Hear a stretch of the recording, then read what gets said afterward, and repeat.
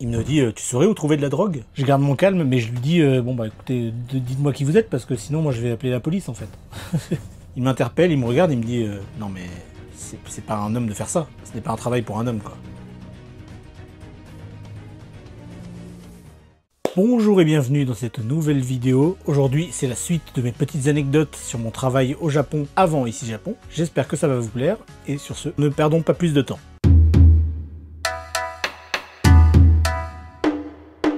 Un jour, je décroche le téléphone, rien de particulier, hein, je fais ça souvent. C'était une petite boutique d'horlogerie de province, donc je me présente clairement. Ce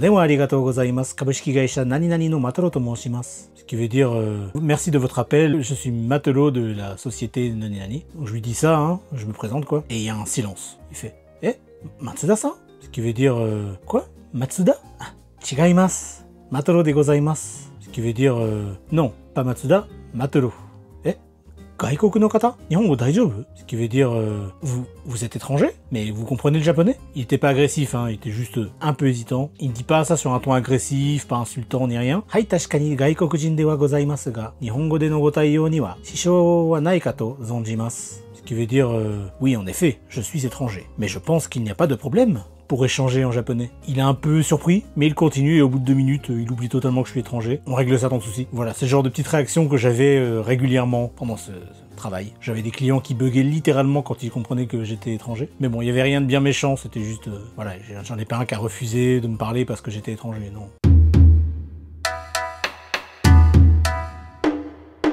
Chaque jour, je voyais les femmes de l'entreprise s'occuper des poubelles. Elles faisaient le tour des étages, elles vidaient les bacs, elles remplaçaient les sacs et ainsi de suite. Et moi, ça me perturbait un peu. Pas que ça soit dégradant, bien sûr, il faut bien s'occuper des poubelles, mais le fait que ce soit systématiquement les femmes, ça me gênait. Je trouvais ça bizarre qu'on n'ait pas comme pour les autres tâches du ménage, pourquoi on n'y a pas une tâche poubelle et voilà quoi. Alors un jour, sans rien dire, j'ai décidé de m'en occuper. Je commence à faire le tour des étages, je récupère les bacs, je change les sacs, je m'occupe des déchets recyclables, ce genre de choses. Et là, un de mes supérieurs, un homme à qui j'ai très rarement parlé pour être honnête, il m'interpelle, il me regarde, il me dit non mais c'est pas un homme de faire ça, ce n'est pas un travail pour un homme quoi. Ce n'était pas agressif, il m'a pas envoyé chier, mais il m'a dit ça avec une telle conviction, c'était un peu déconcertant. Parce que pour lui c'était une évidence, je suis un homme, j'ai pas à faire ça. Alors j'ai continué, sans en faire un combat, hein, je suis pas rentré dans des débats et des trucs comme ça. Chaque jour je faisais juste ma part, parce que je trouvais ça normal. Et au bout de quelques mois, je crois que c'est passé 3 mois, une nouvelle version de la fiche de répartition des tâches a été affichée. Et cette fois, les tâches étaient réparties équitablement. C'est-à-dire qu'il y avait un jour, même si vous étiez un homme, vous deviez vous occuper des poubelles certains jours de la semaine. Chacun avait son jour. Ce n'était pas grand-chose, mais dans une entreprise japonaise, j'étais content d'avoir pu participer à ma manière pour faire un peu évoluer les choses. C'était un matin d'hiver, froid, silencieux. Il faisait encore sombre dehors. Ce jour-là, j'étais le premier arrivé dans l'entreprise. J'ouvre la porte d'entrée, enlève mes chaussures, comme d'habitude. Et là, je remarque une paire de chaussures dans le couloir. Je suis un peu étonné, je me dis quelqu'un a oublié de les ranger. Mais c'est bizarre parce que personne n'arrive aussitôt généralement. Je ne m'attarde pas, je monte dans l'ascenseur et direction le 5e étage. Je pointe et je me dis que ça serait bien que je commence à faire le ménage, comme ça fera moins de ménage à faire pour les autres. Vu que je suis arrivé plus tôt ce jour-là, je me rappelle plus pourquoi d'ailleurs, mais je suis arrivé plus tôt ce jour-là. Je commence par nettoyer le 5e étage, qui est l'étage le plus haut. Et puis je vais jusqu'au 4e. Et là, surprise, il y a un homme assis, tranquillement, en train de boire un café. Un homme que je ne connaissais pas du tout, un homme assez âgé. Je le regarde, il ne porte pas de badge, il n'est pas habillé en costume ni rien. Et surtout, je n'ai jamais vu cet homme de ma vie. Je m'approche lentement et je lui demande poliment qui il est, quoi. Et là, il me répond sèchement et un peu agressif, le monsieur, là, il est pas content. Il me dit que je suis impoli, que la boîte elle est tombée bien bas, d'embaucher des gens comme moi. Ok. Je garde mon calme, mais je lui dis bon bah écoutez, dites-moi qui vous êtes parce que sinon moi je vais appeler la police en fait. Et là il explose. Il me crie dessus, il est pas content. Il m'insulte, enfin bref. J'ai eu droit à la totale. Je commence vraiment à bouillir. Je commence à sortir mon téléphone, là je m'apprête à appeler la police. Et là, à ce moment-là, il y a monsieur Yamaguchi qui arrive. Et il comprend la situation, il voit tout de suite ce qui se passe. Il me dit Jérémy, tu vas au 3e étage, tout de suite. Je m'exécute sans poser de questions. Après il est venu me voir, il m'a expliqué en fait que... En fait c'était le grand frère du patron qui venait de temps en temps. C'est assez rare mais il vient de temps en temps. Et il se pose comme ça. En fait il travaillait... dans cette entreprise il y a longtemps, entreprise familiale, donc à la base ça a été fondé par le père du patron et son frère du coup, enfin le père quoi. Et sauf qu'il a arrêté apparemment de travailler pour des problèmes un peu mentaux et de violence. Voilà, mais de temps en temps il vient à la boîte. Donc voilà, c'était la petite anecdote. Heureusement que j'ai pas appelé la police du coup, ça aurait fait bizarre.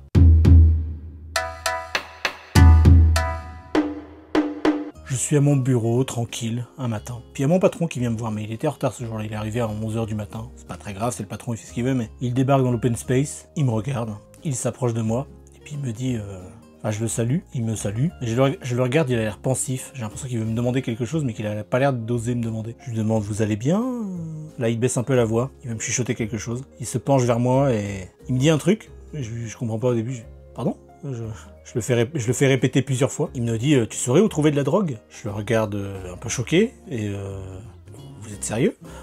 Oui, il est bien en train de me demander à moi, son employé, si je connaissais des dealers et des façons d'avoir de la drogue au Japon, tout ça. Alors évidemment, j'ai zéro info à ce sujet. Il m'explique qu'il organise une soirée privée avec des amis, machin, et qu'il aurait besoin de, éventuellement, égayer la soirée. Hein. Et qu'il avait lu dans un magazine que les jeunes étrangers au Japon, ils savaient tous comment en obtenir, que c'était très facile pour eux, ils avaient des réseaux, des machins.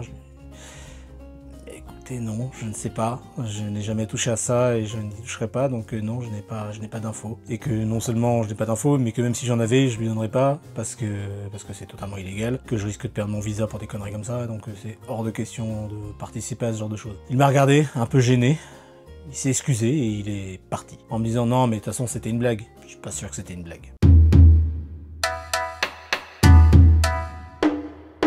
Je me suis rendu compte que je vous ai pas expliqué vraiment ce qu'était une journée type dans ce travail-là. J'en ai un peu parlé vite fait. J'arrivais à 8h30 le matin. Pendant une demi-heure, on faisait le ménage, les toilettes, tout ça. Vous aviez, pour ceux qui ont vu le premier épisode, vous savez. À 9h, c'est le chore, donc la réunion matinale où tout le monde participe et où quelqu'un doit dire une anecdote. Ensuite, ça, le chore, généralement, c'est 10 minutes à peu près. Donc, à partir de 9h10, tout le monde a son poste. Moi, je vais vérifier les mails, voir s'il y a des choses urgentes, je regarde s'il y a des commandes, des pièces qui vont arriver ce jour-là. S'il y a des pièces qui arrivent, je préviens les collègues bien sûr. Puis il y a le traitement des commandes par fax, donc voilà, je prends la feuille et puis je vais chercher les pièces, on fera les commandes, ensuite il faut rédiger les factures, transmettre la commande à l'équipe du deuxième étage pour qu'elle s'occupe d'empacter, ce genre de choses, imprimer les bordereaux pour l'envoi. Si on reçoit des pièces ce jour-là, bien sûr, je dois vérifier les pièces, le nombre, voir si c'est conforme à la facture. Bien sûr, je dois aussi vérifier s'il n'y a pas des gens... Enfin, des clients. Je dois vérifier aussi s'il n'y a pas des clients qui nous ont passé des commandes ultérieurement pour telle pièce qui arrivait plus tard. Donc,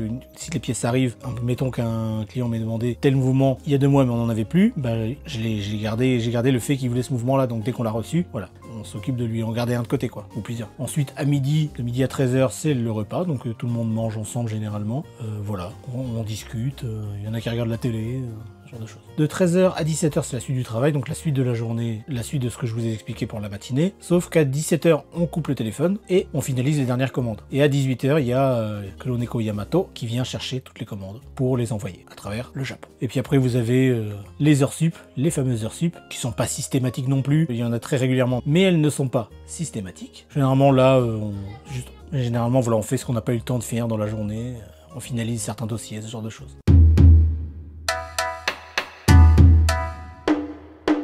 Un jour, notre entreprise décide de débaucher 2 personnes d'une autre entreprise d'horlogerie, un vétéran de 30 ans de métier qui s'appelle Monsieur Kuno, toujours pas le vrai nom. Et pour éviter tout soupçon, parce que ça se fait pas, on a en gros piqué des employés à une autre boutique en fait. Pour éviter ça, chaque fois qu'il y avait le téléphone qui sonnait de la part de cette boîte-là, eux ils ne devaient surtout pas répondre. Ça a duré quelques temps, au bout d'un moment ils se sont fait griller, hein. On entendait la voix en arrière, tu sais, tu les appelais, mais attendez, j'entends la voix de Bill. Donc ils ont fini par se faire avoir entre guillemets, mais ça se fait pas trop de débaucher des gens. Mais c'était 2 personnes qui étaient vraiment marquantes, on va dire qu'ils avaient leur caractère propre. Donc le premier, Monsieur Kuno, comme je le disais, 30 ans d'expérience dans le métier, énormément de connaissances sur les montres, l'histoire des montres, les pièces, les modèles. Ça a été l'un de mes mentors et il connaissait quasiment tout par cœur, c'était assez impressionnant. Vous pouviez lui parler d'un vieux modèle des années 60, il avait une anecdote à ce sujet-là, tu vois.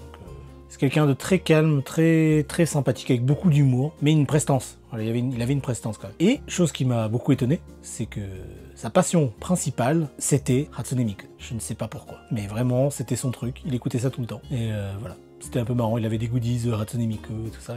50 et quelques balais et fan de Miku. C'était rigolo. Ça faisait un espèce de contraste un peu étrange entre ce qu'il dégageait et une de ses passions, mais c'était cool. Et le deuxième, c'était Monsieur Oroishi, qui lui avait 40 ans à peu près, et qui était quelqu'un d'extrêmement efficace. Il tapait sur le clavier à une vitesse, c'était vraiment un monstre de travail, et je comprends pourquoi en fait. Un jour il m'a dit, il était tout fier de ça, hein. Il m'a dit, moi j'ai jamais pris de jour de congé, pendant plus de 20 ans. Et vous avez des loisirs à côté? Non. Donc son loisir principal c'était le travail. Et ça se voyait. Non mais j'ai beaucoup de respect pour lui, hein, mais c'est juste que moi ça m'a un peu interloqué quand il m'a dit qu'il avait jamais pris de congé. Et aujourd'hui encore je repense beaucoup à eux et à plein d'autres collègues, hein. Voilà. Ça a été des gens marquants. Ils vont ressortir dans d'autres anecdotes, vous allez voir. C'est pour ça que je voulais vous les présenter.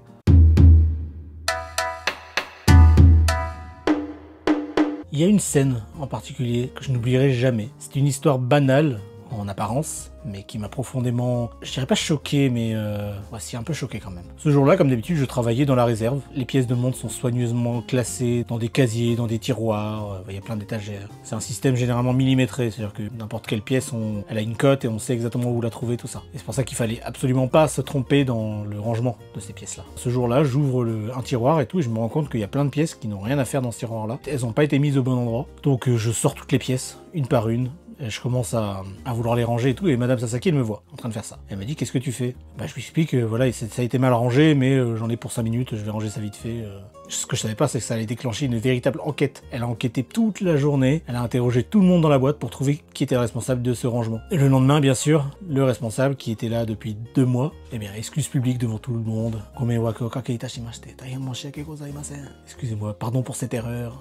Bref. Faut toujours trouver un responsable. C'est ça le truc que j'ai compris avec cette anecdote, c'est qu'il faut toujours trouver un responsable. Même moi, je veux dire, j'en avais pour 5 minutes, j'ai corrigé, c'est bon, c'est fini. Mais bon, faut trouver un responsable. Pour rien vous cacher, je m'en suis voulu, j'aurais dû dire non, je suis en train de ranger des pièces. J'aurais pas dû dire je suis en train de corriger quelqu'un. C'est une petite histoire, mais une petite erreur de rangement peut se transformer en humiliation publique.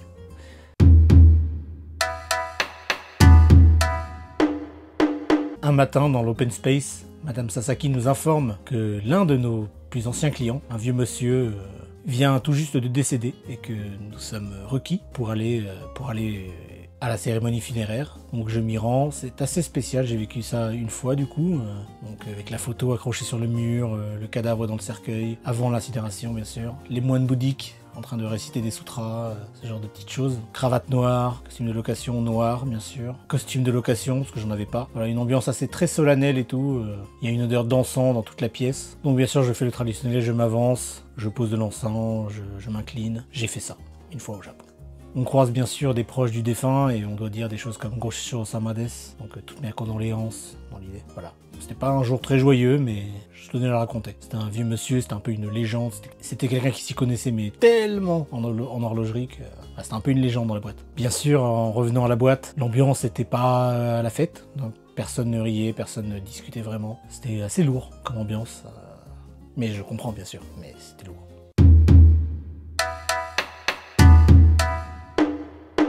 Chaque année au Japon, il y a un rendez-vous un peu particulier qui se déroule en fin d'année, qui s'appelle le Osoji.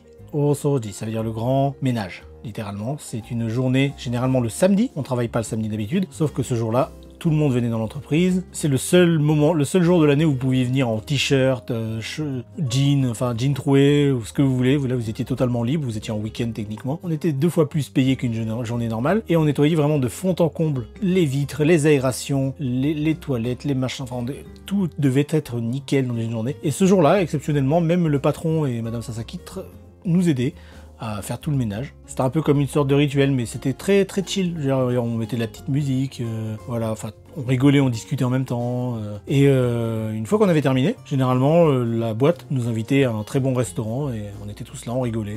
C'était une journée de travail, c'était du ménage, mais c'était une bonne ambiance un peu vraiment familiale entre guillemets. On discutait quasiment pas de boulot, on discutait de plein de choses. Hier j'ai vu ce film là, c'était vachement bien. Ce genre de choses quoi. On a discuté de jeux vidéo avec un de mes collègues, on discutait jeux vidéo. C'était plutôt cool. C'était vraiment un jour où on pouvait vraiment plus découvrir certains de ses collègues, on en apprenait plus sur eux, plus même que dans un omikai classique.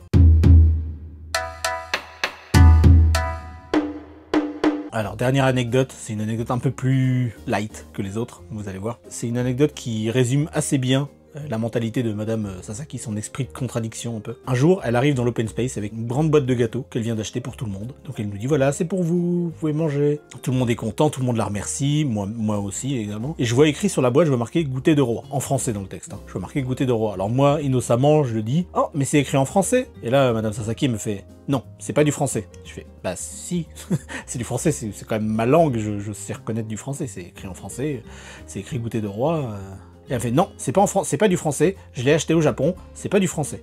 Par contre, je précise, j'ai pas dit ça vient de France, j'ai dit c'est écrit en français. Donc je lui explique, hein, on pourrait même traduire ça par Osama no Yatsu, donc le goûter de roi quoi. Elle se raidit, elle est contrariée, vexée, et elle s'en va. Mes collègues qui observaient la scène incrédules, ils ont éclaté de rire, parce que devant la bêtise... Devant cette réaction un peu bizarre de Madame Sasaki, ils ont tous éclaté de rire. Voilà. C'est une anecdote un peu bête, mais je tenais à vous la raconter. Merci à tous d'avoir regardé cette vidéo, j'espère que ça vous a plu. Si ça vous a plu, n'hésitez pas à laisser un pouce bleu, à me dire ce que vous avez pensé de la vidéo en commentaire, à vous abonner à la chaîne si ce n'est pas déjà fait, et moi je vous dis à bientôt, ou comme on dit en japonais, matane.